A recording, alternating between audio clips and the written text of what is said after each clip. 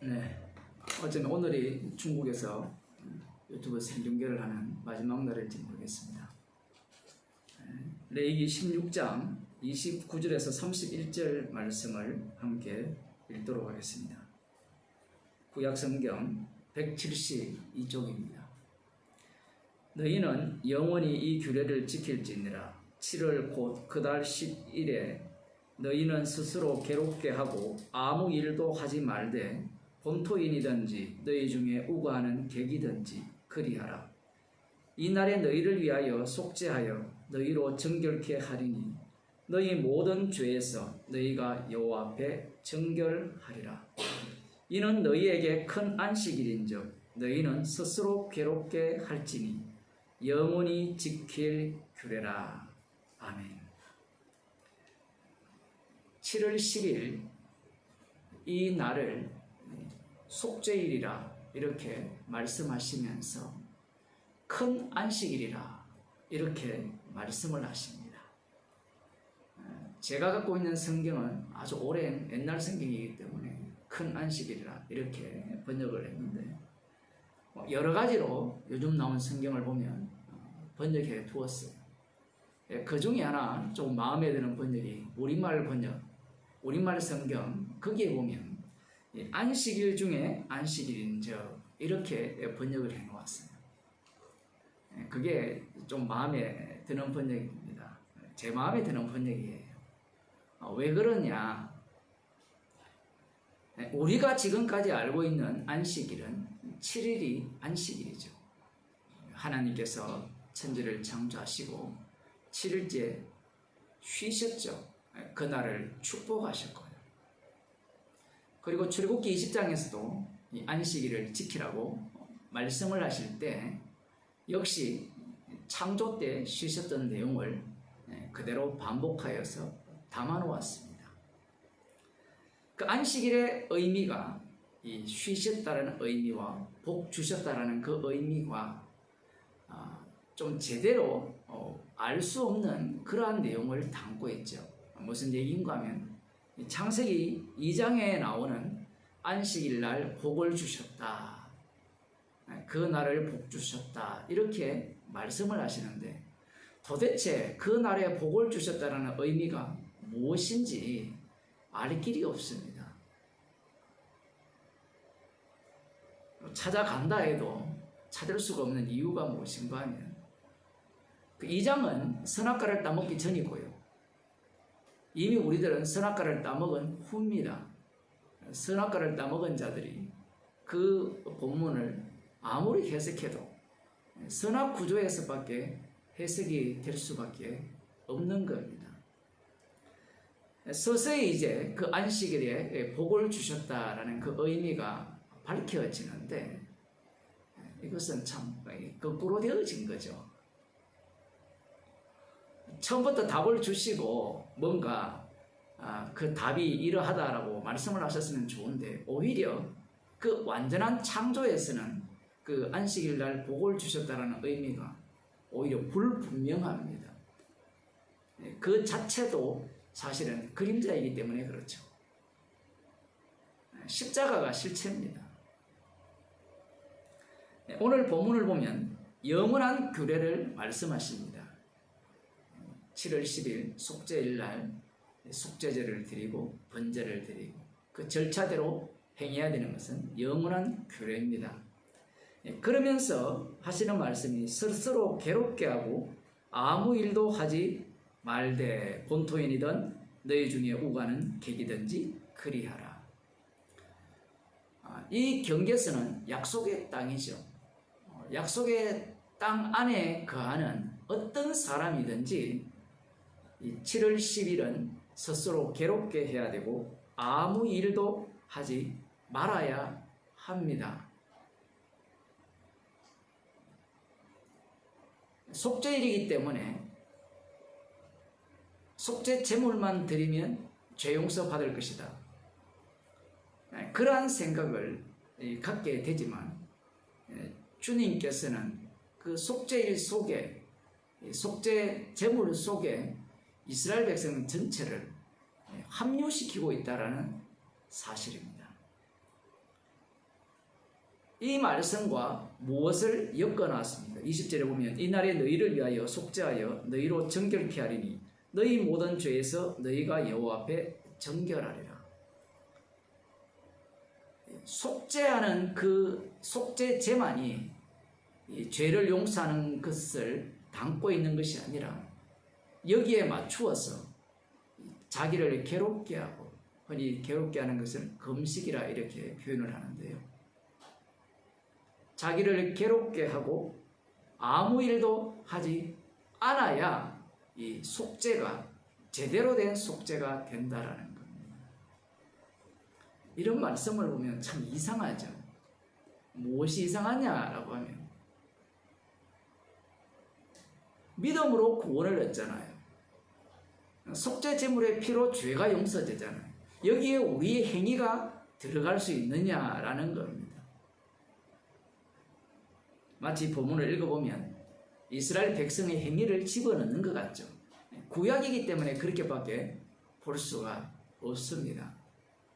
그러나 스스로 괴롭게 하고 아무 일도 하지 않는 이 일은 십자가에서 이 언약을 완성하시면 그 일이 나의 일이 아니라 주의 일이 된다는 사실이에요.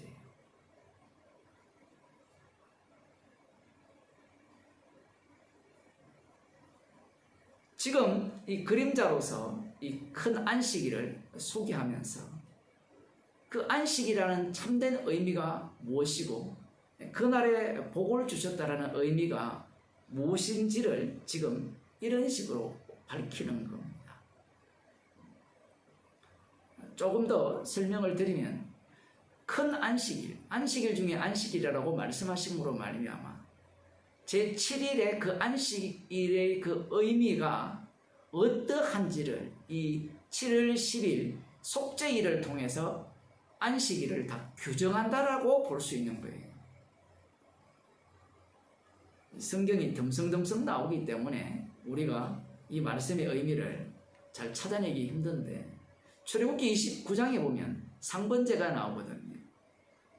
상번제는 안식일에도 제사를 드려야 합니다.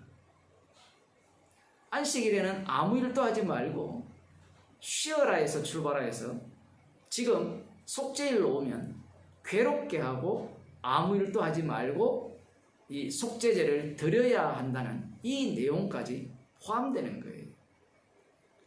그럼으로써 주님께서는 안식일에 복을 주셨다라는 그 의미를 지금 속죄일을 통해서 고스란히 담아낸 겁니다. 복을 주셨다라는 의미는 십자가 사건이죠. 그러면 십자가 사건은 예수님 홀로 당한 십자가 사건이냐? 맞아요. 예수님은 홀로 십자가에 달려 죽으시고 부활하셔서 주가 되셔서 그 십자가에 자기 백성을 모두 합류시켰습니다.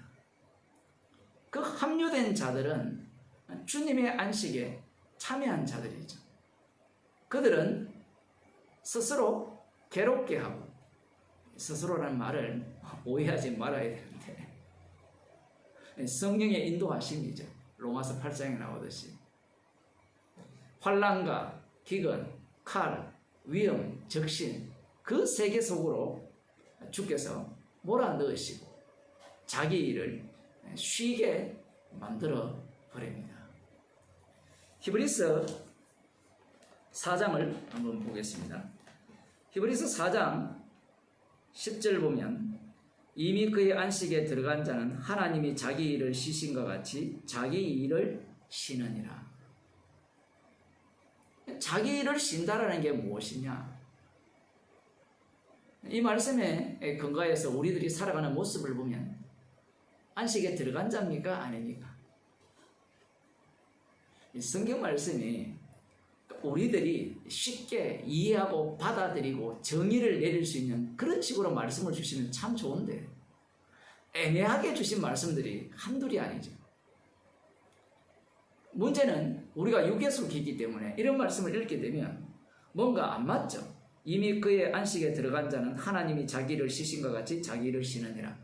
이 말씀대로 제대로 이렇게 이해하려면 안식에 들어간 자는 죽은 자다, 뭐 이렇게 해석을 하는데 그건 아니고요. 이미 그리스도 안에 들어간 자는 자기 일을 쉰다라는 거예요. 그러면 성도는 그리스도 안에 들어간 자죠. 그러면 자기 일을 쉽니까? 쉬지 않습니까?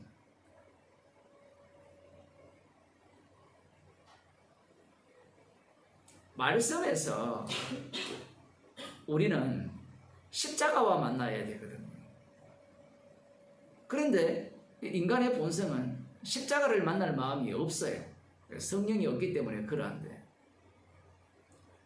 우리가 주님의 안식에 들어갔으니까 나의 일을 쉬어야 되지. 그럼 주의 일만 해야 되지. 주의 일이 뭐냐? 전도하고 기도하고 성경 읽고 말씀 듣고, 그게 주의 일이지 않느냐? 그렇게 사는 사람도 있거든요. 그게 주의 일이 아니에요. 주님의 일이 무엇이었습니까? 자기 목숨을 대속물로 내어주신 일이죠. 십자가 지신 일입니다. 안식에 들어간 자는 자기 일을 쉰다고 했을 때, 성도는 무슨 일을 해도 자기 일을 하는 자가 아니에요. 자기 일은 이미 쉬는 자고 십자가의 피를 증거하는 그러한 일을 하는 자가 성도라는 이야기입니다. 육적으로 이 말씀을 듣게 되면 도무지 이해가 안 되죠. 내가 먹어도 나를 위해 먹고 입어도 나를 위해 입고 무엇을 하더라도 나를 위해 하는데 어떻게 주의 일이 되느냐. 첫째 아담 안에 있는 자는요, 자기를 위해 살 수밖에 없습니다. 그런데 주님께서 성령을 주셔서 그 자기를 위해 사는 자를 어디로 집어넣어 버립니까? 십자가 안에 집어넣어 버려요. 그리스도 안에 집어넣어 버리면 십자가의 피를 증거하는 증인으로 살아가게 된다는 사실입니다. 그런데 말씀이 오묘한 게 그 다음입니다. 그러므로 우리가 저 안식에 들어가기를 힘쓸지니 이는 누구든지 저 순종치 아니하는 본에 빠지지 않게 하려 합니다. 이미 안식에 들어갔는데 뭘 또 안식에 들어가기를 힘써야 되느냐. 주님은요, 인간의 악마성을 다 알고 계세요.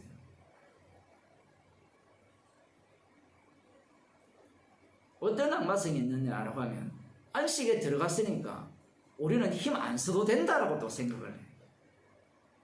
이게 말이 안 되는 거예요. 돈 벌려고 지금 발악을 하잖아요. 그럼 돈 벌려고 발악 안 해야 되죠. 힘 안 써야 되잖아요.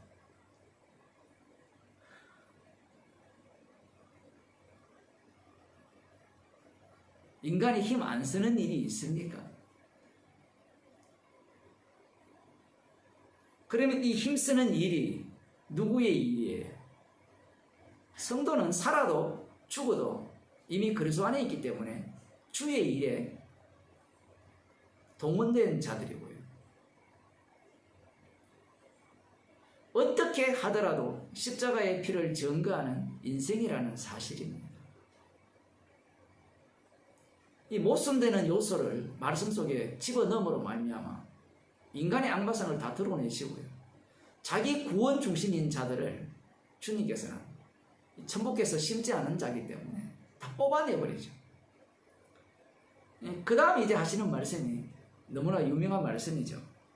하나님의 말씀은 살았고 운동력이 있어 좌우의 날선 어떤 것보다 예리하여 혼과 영과 및 관절과 골수를 찔러 쪼개기까지 하며 또 마음의 생각과 뜻을 감찰하나니 지으신 것이 하나라도 그 앞에 나타나지 않음이었고 오직 만물이 우리를 상관하시는 자의 눈앞에 벌거벗은 것 같이 드러나느니라. 이 말씀이 그 말씀입니다. 십자가의 피만 증거하는 성도, 이미 안식에 들어간 자요, 안식에 들어가기를 힘쓰는 자, 자기 일을 거친 자입니다. 그래서 성도들은 어떻게 살더라도 자기 일을 거친 자예요. 그 자기 일을 거쳤다는 걸 어떻게 아느냐? 그가 무엇을 자랑하는가를 보면 알 수 있습니다. 내가 십자가만 자랑해야지. 그런 자를 자기 일을 거친 자라고 하는 게 아니에요. 만일에 내가 십자가만 자랑해야지, 난 죄인입니다, 이렇게 나오는 자가 있다면 그 인간은 그것이 행위가 되어서 자기 구원의 근거가 되고 자기 자랑이 되는 겁니다. 말씀을 알았지만 우리는 그 안 말씀이 오히려 가장 마지막에 가서 우리를 치고 들어온다라는 사실이에요. 그런 식으로 주님께서는 우리를 십자가의 증인으로 살아가게 하시는 겁니다. 안식일 날 복을 주셨다는 의미가 바로 이런 의미예요. 마태복음 5장을 보면 산상설교가 나오죠. 거기에 예수님께서 이렇게 말씀하십니다. 11절 12절인데요. 여기에 보면 나를 인하여 너희를 욕하고 핍박하고 거짓으로 너희를 거스려 모든 악한 말을 할 때에는 너희에게 복이 있나니 기뻐하고 즐거워하라. 하늘에서 너희의 상이 큼이라. 너희 전에 있던 선지자들을 이같이 핍박하였느니라. 안식에 들어간 자는 복받은 자죠. 복받은 자는 그리스도 안에 있는 자고요. 그리스도 안에 있는 자는 십자가 사건 속에 합류된 자입니다.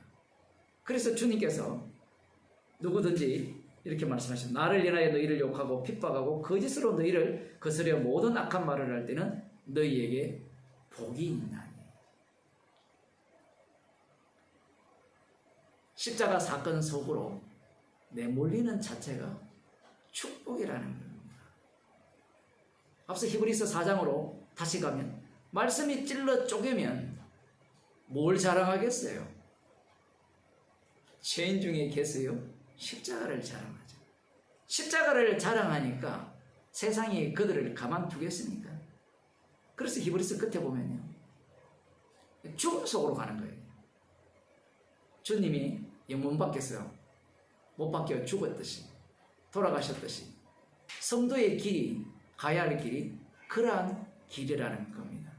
그것이 이 땅에 성도가 받은 축복입니다. 기도하시겠습니다. 하나님 아버지, 저희들을 십자가로 이루신 축복 속에 살게 하셔서 감사드립니다. 우리의 인생이 십자가의 피만을 자랑하게 하시고 십자가의 피만을 자랑하기에 이 세상으로부터 미움받고 핍박받게 하셔서 참으로 복받은 자로 살아감을 늘 확인하는 주의 백성으로 만들어주심을 감사드립니다. 나를 위한 인생이 아니라 십자가에 피 흘리신 주님을 위한 인생임을 늘 기억하며 감사하며 사는 주의 백성이 되게 하여 주옵소서. 예수님 이름으로 기도드립니다.